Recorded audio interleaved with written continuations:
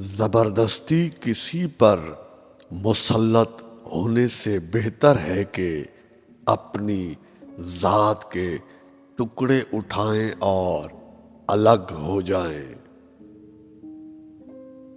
جب تمہارے اندر کی خاموشی بڑھ جائے اور باہر کا شور بھی سنائی نہ دے تو دل کو ذکر الہی سے آباد کر لو، اپنے مقصد کو پا جاؤ گے۔ ہم بہت تھوڑی زندگی خود اپنے لیے جیتے ہیں، زیادہ تر تو رشتوں، محبتوں اور عزتوں کا بھرم رکھنے میں ہی بسر ہو جاتی ہے۔ اگر تمہیں سجدے کی توفیق مل رہی ہے تو تم سے زیادہ امیر کوئی شخص نہیں۔ اگر صبر آپ کے وجود کا حصہ نہیں تو شکر بھی آپ کے پاس نہیں آئے گا، کیونکہ شکر وہاں آتا ہے جہاں صبر کی زرخیزی ہوتی ہے۔ حلال رزق کمانے کی خاطر لباس گندا کرنا ضمیر گندا کرنے سے لاکھ درجہ بہتر ہوتا ہے۔ جتنا سوچو گے اتنی اذیت میں رہو گے، یا تو اپنے آپ کو مضبوط کر لو یا مصروف کر لو۔ دولت، رتبہ اور اختیار ملنے سے انسان بدلتا نہیں ہے، بلکہ اس کا اصلی چہرہ سامنے آ جاتا ہے۔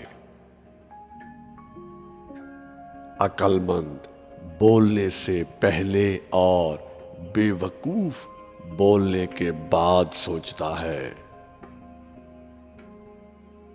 اختلافات ہمیشہ بہادر اور اصول پرست لوگ رکھتے ہیں، مفاد پرست اور لالچی لوگ ہمیشہ چمچہ گیری اور چاپلوسی میں ہی زندگی گزار دیتے ہیں۔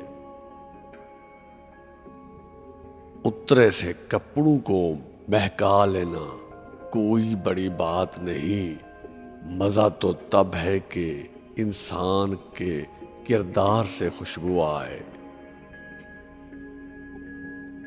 انسان بزدل اتنا ہے کہ خوابوں میں بھی ڈر جاتا ہے، اور بے خوف اتنا ہے کہ جاگتے ہوئے بھی اپنے رب سے نہیں ڈرتا۔ بہترین انسان عمل سے پہچانا جاتا ہے، کیونکہ اچھی باتیں تو دیواروں پر بھی لکھی ہوتی ہیں۔ مخلص شخص کو ہمیشہ بے وقوف سمجھا جاتا ہے، حالانکہ ایسا نہیں ہوتا۔ وہ سب سمجھتا ہے اور جانتا ہے، بس وہ اپنے صبر کی وجہ سے لوگوں کی گھٹیا حرکت کو نظر انداز کر دیتا ہے۔ گناہ کو پھیلانے کا ذریعہ کبھی مت بنو، کیونکہ ہو سکتا ہے کہ آپ تو توبہ کر لو، پر جس کو گناہ پر لگایا ہے وہ آپ کی آخرت کی تباہی کا سبب بن جائے۔ جو کسی چیز کی قربانی نہیں دیتا اور ہر چیز سے لطف اندوز ہوتا ہے وہ بے وقوف ہے۔ پرہیز کرنا آپ کی صحت اور جیب دونوں کے لیے مفید ہوتا ہے۔ زیادہ وضاحتیں اور زیادہ باتیں اکثر انسان کو قریب نہیں بلکہ دور کر دیتی ہیں۔